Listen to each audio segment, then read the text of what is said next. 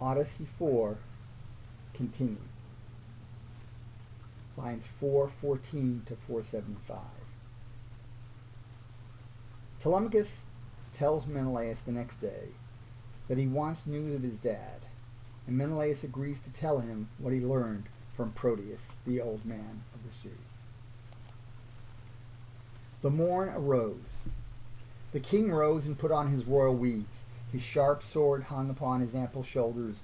Forth his chamber went, and did the person of a god present. Telemachus accosts him, who begun speech of his journey's proposition.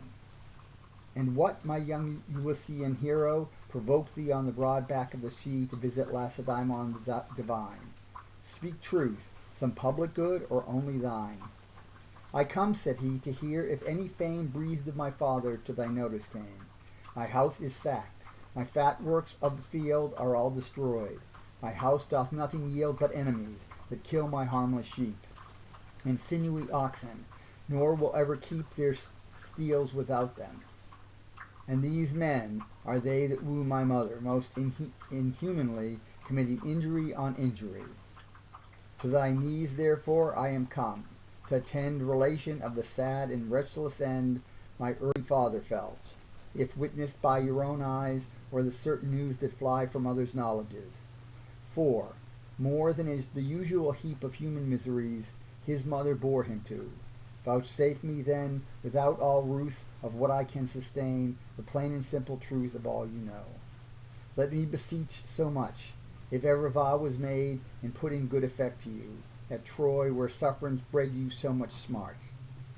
Upon my father good Ulysses' part, and quit it now to me, himself in youth, unfolding only the unclosed truth.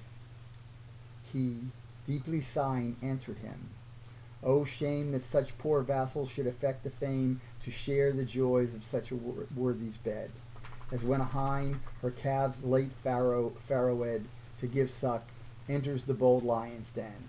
He roots of hills and hereby valleys, then for food, there feeding, hunting, but at length returning to his cavern gives his strength the lives of both the mother and her brood in deaths indecent.